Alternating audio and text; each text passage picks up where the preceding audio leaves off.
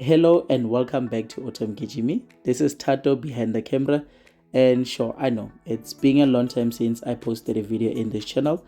I took some time off to focus on completing my postgraduate studies, and earlier this year I was blessed with a beautiful baby girl who will be turning 9 months in October.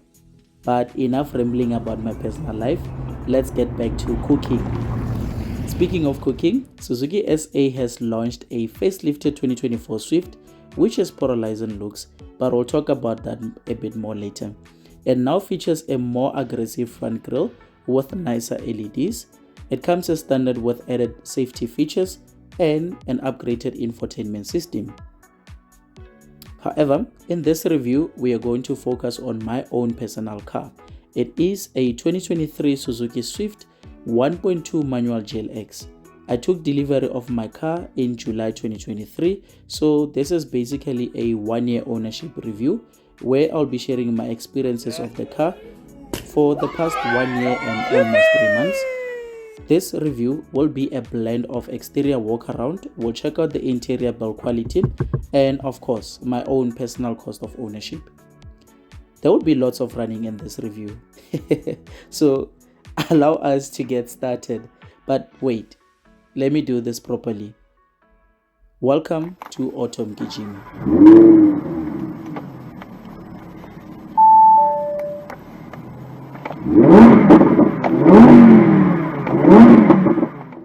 Before we start with this review, let's take a trip down the memory lane and chat a little bit about this outgoing A2L 3rd generation Swift, which was launched in South Africa in mid-2018. In 2022, it enjoyed sales success by ranking second place on the list of Mzansi's best-selling passenger vehicles, only behind the popular VW Polo Vivo. Interesting. In 2023, it dropped a spot to 3rd position in the passenger vehicles ranking. It also has some accolades up its sleeves as a winner of the 2023/2024 Cars.co.za Consumer Awards as the entry-level hatchback that is priced below 250. With the boring part out of the way, allow me to officially introduce to you Sbahle. That is the name that I've given my car, and to give you a bit of context, Sbahle is a Zulu name that translates to "We are beautiful," which is fitting for this car because it's absolutely beautiful, especially on the exterior. Now, the name it's a little bit kinda influenced by that Suzuki S chrome badging as well. In front of Sbahle, we are greeted by a mesh grille design with a horizontal chrome strip that is separating the Suzuki badging and the licensing plate. We also have some openings to allow air into the radiator. Unfortunately, as Riva would like to say, you still get yellow halogen headlamps and yellow fog lamps, even for this top spec GLX, and you can't even spec the LED lights. That is a letdown for me, and one of the two things that I dislike about this car. But we'll forgive Suzuki because the new facelifted 2024 model, it now comes with some nicer LED lights. The 3rd generation Swift, it's powered by a naturally aspirated 1.2 liter 4-cylinder petrol engine, and mine is mated to a 5-speed manual transmission with a power output of 61 kilowatts and 113 newton meters of torque. With a maximum RPM of 6,000, it does 0 to 100 in 12 seconds, and it can reach a top speed of 170. The Swift comes with a 37-liter fuel tank capacity, and Suzuki claims 4.9 liters per 100 kilometer. I've been averaging very close to that figure at 5.1 liters per 100 kilometer, and this is without even trying, cause mina agree. So this shows that this car is very economical. I took delivery of my Swift in this beautiful two-tone color scheme, which is a midnight blue with white rooftop. It also adds color-coded, electronically adjustable and folding side mirrors that has integrated turning signal. The top spec GLX comes with this nicer alloy wheels which are wrapped in 15-inch 185 by 65 Apollo tires. The GLX also enjoys a keyless access and push start button, which is a very nifty feature to have because you don't have to faff around looking for the keys when you walk towards your car. And the nicest thing about the keyless access, it is the added safety feature because we live Momozanzi, you know, again, anything is possible at any time. With Amapara always ready to catch you off guard, With one push of a button, it only unlocks either the driver's side or the passenger side, depending on which side did you push the button, and if you press it twice, then it unlocks all the 5 doors.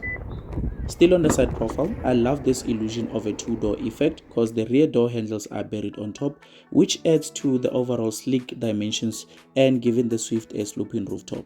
Moving to the back, I love the C-shaped rear LED lights which illuminate quite beautifully at night, but I still don't understand why Suzuki didn't give this generation LED lights in front as well. What you get across the range, it's a rear PDC, and the GLX also enjoys a reversing camera. The boot space is adequate enough for a car in this segment. You get 268 liters of boot space capacity. The seats can fold down in a 60-40 split, and with the seats folded down, you can further expand it to 953 liters. You have internal boot light, which you manually have to adjust, and a hook for your parcel. Underneath the first floor, you have a basket spare wheel. This one goes to Majita Bafetu. You have a clever compartment where you find your tire change kit in case of an emergency, but it can also be used as a secret compartment for other emergencies, spare food. But yeah. Oh, my nuts. I was wondering where did I leave them. Hey. Chiro has a clever cooler box test, while Mr. How Much uses PA suitcases to measure the boot space. So I took a couple of videos just to illustrate how big the boot space is, especially with the seats folded down. You can fit almost anything imaginable. At some point, I managed to fit 15 plastic chairs for my mom's society. Yeah, yo. But the unfortunate part is, if you need to travel with a car chair and load a pram as well, the space becomes a little bit compromised, and if ever you travel as a family, you really need to know how to pack for you to fit most of the stuff in the boot space. But for average day use, it's more than enough. Jumping in the back seats, you will realize that Suzuki are the masters of lightweight production. Like I mentioned in the full review of the Swift, I will drop a link to that video in the description box below. The Swift has an overall weight of 875 kilograms, but it certainly doesn't feel like a small car inside. I am 1.59 meters tall, and sitting behind my driving position, there is ample of knee room and headroom. The space at the back is quite spacious enough for 2.5 adults, with the middle seat more catered for kids. The back passengers get electronic windows and a decent space for a water bottle and one cup holder. While there is no aircon vents and no USB charging points, but there are 2 child seats anchor point and a ridiculous lap belt for the middle passenger.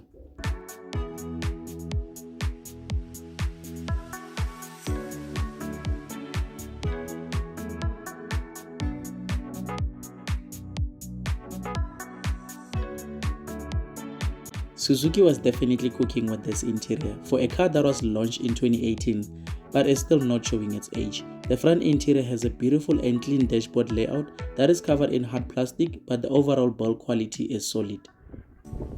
The driver's door is mostly covered by hard plastic with soft touch fabric where you rest your elbow. You get buttons to control the electronically side mirrors, a lock for the windows when you have stored kids in the car, manual central locking, switches for all 4 electronic windows, and only the driver's window is auto powered. You get cloth seats which are easy maintenance in the long run. The fabric on the seats are soft and comfortable but a little bit firmer. You also get good lumbar support in the front seats. The driver's seat is manually adjustable for height and reach, while the steering wheel column can also be adjusted for height, which is easy for you to find an ideal driving position in the Swift. In the Touchback GLX, you have an engine stop-start button, and across the range you have standard safety features such as park distance control and a button for your ESP where you can turn on and off your traction control. I don't know why you'd want to do that in a Swift, but you also have ABS with EBD, 2 quality airbags for the driver and the passenger. You get analog dials that shows your speedo and your rev counter, and a small display screen, which doesn't bother me because less is better. You also have 2 switches that changes between your fuel consumption as well as your range, and the switch on the left shows your kilometers. The GLX is also well appointed with the leather-wrapped multifunctional steering wheels with controls, and Suzuki makes one of the best flat bottom steering wheels. Now the controls can change between different media modes and your volume, and the buttons behind your steering wheel can control your Bluetooth hands-free calls, but unfortunately you don't get cruise control.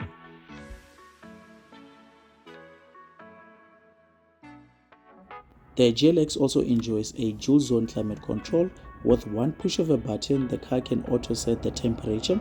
On the center, you have a small LCD display which shows the direction where the wind is blowing. On the far left, you can adjust the wind speed, and you also get a front and rear defrost button. Across the Swift range, you get a 12-volt power socket, one USB input and one auxiliary.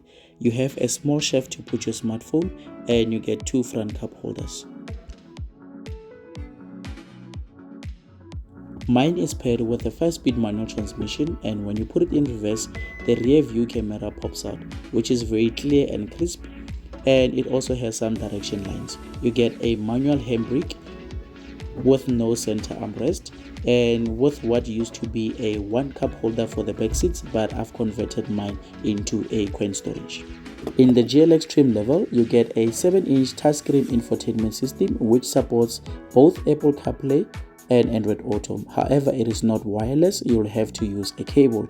It also comes with 2 additional speakers to make it 6 speakers in total, FM radio, auxiliary, USB, Bluetooth connectivity and voice command. But I hardly use the standard infotainment system because it's very laggy. I'm always connected to Android Auto, which is much more responsive. You can easily switch between your playlist and take advantage of the Google speech search for your navigation and music. Let's actually put that to a test. Go to Jubilee Mall. Alright, Jubilee Mall.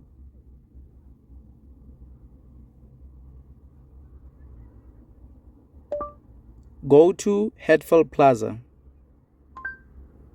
Okay, Hatfield Plaza Shopping Centre. Let's go.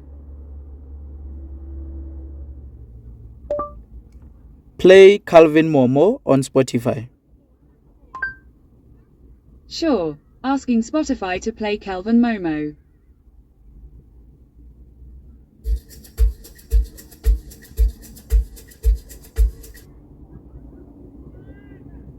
Play J. Cole. Okay, asking Spotify to play J. Cole.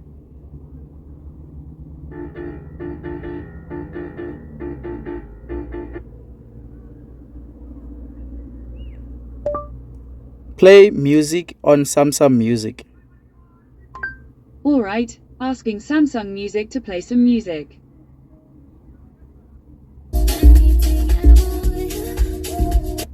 And here's how the 6-speaker sounds like.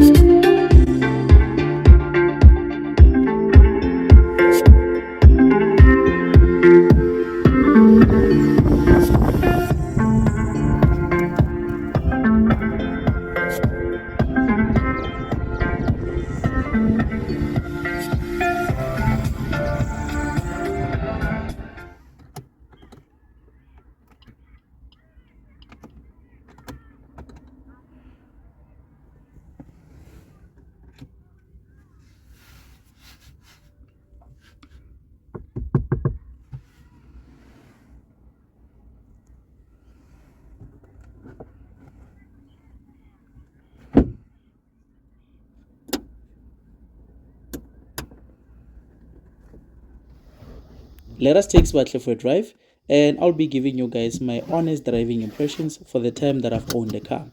Mind you, this is not a paid PR by Suzuki, and I'm not sponsored by any brand. Whatever that I'll be mentioning is based on one unit, which is my car, and it might not be necessarily relatable to you if you own a Swift. This is my personal experience for the time that I've had the car, so I'll be giving you guys my 3 good driving impressions and 3 not so pleasurable experiences that I've had with the car so far.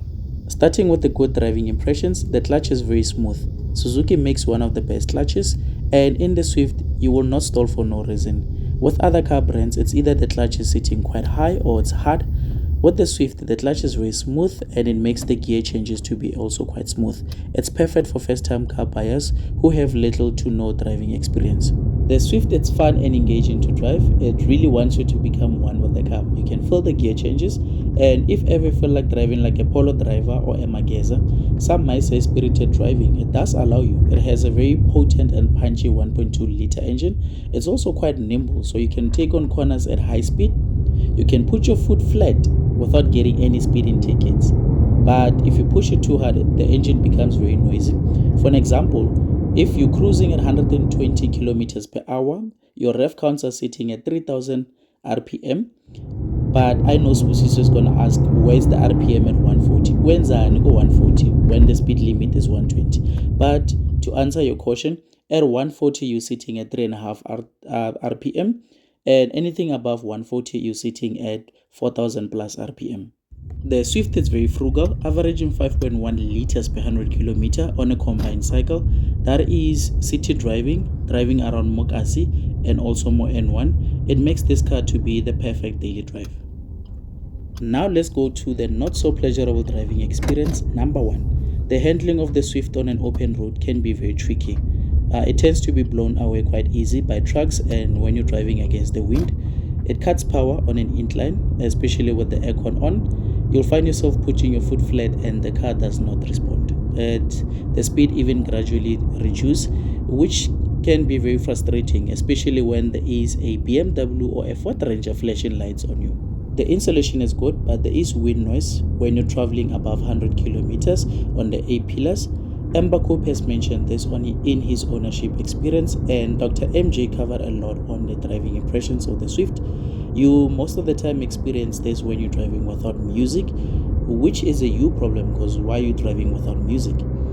But wind noise and tire noise, it's something that you should be expecting in an entry-level budget car. It tends to rattle a lot on bumpy roads.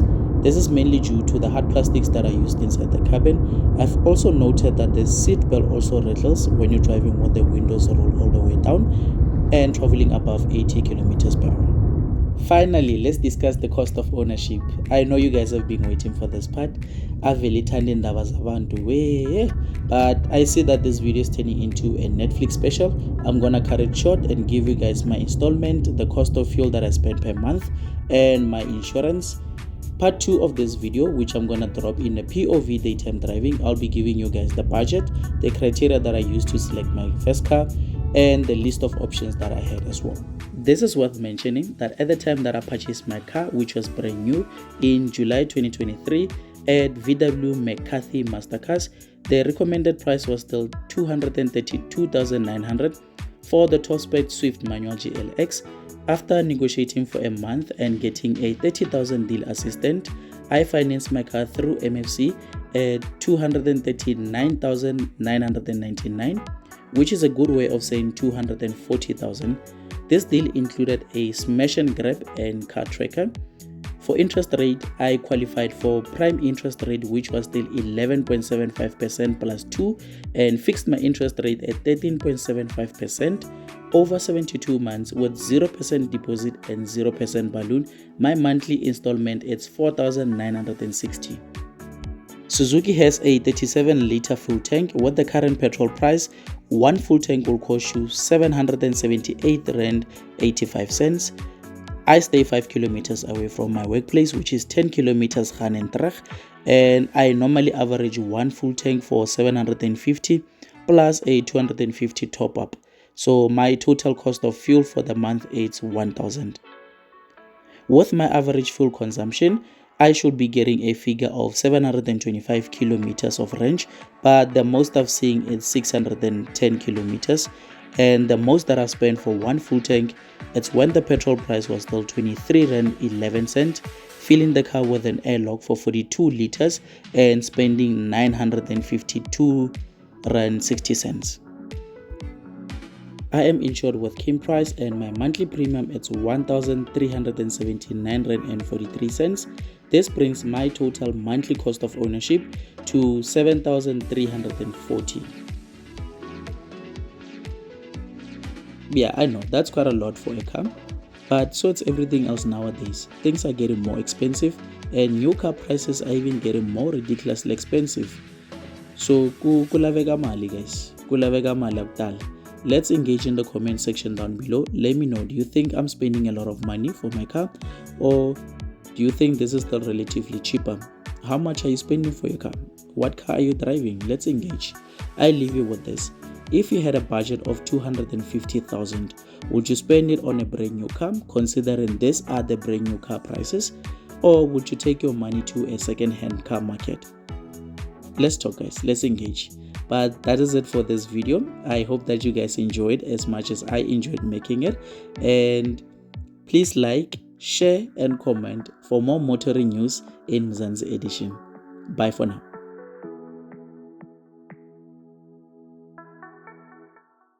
When I tell you that the Swift is actually cheaper to maintain, this is what I mean. So this was its first service at 15,000 kilometers. I did the service at BP Suzuki Hatfield on the 11th of June, and this was what was done on the service. So they carried out a 15,000 labor service, that was 693, and they also did a replacement parts on the gasket, filter oil and engine oil. These were top ups, and they also give you a complimentary free car wash. You see, there's nothing that is being charged for the car wash. And the total of this was 1,194 and 5 cents. Of course, I didn't pay for this because it's covered by the first service plan, and I'm taking the car for its second service when it does 30,000 kilometers. But yeah, this car is easy and cheap to maintain. So even if I didn't have the service plan, this won't be breaking the bank. Go get yourself a Swift, guys.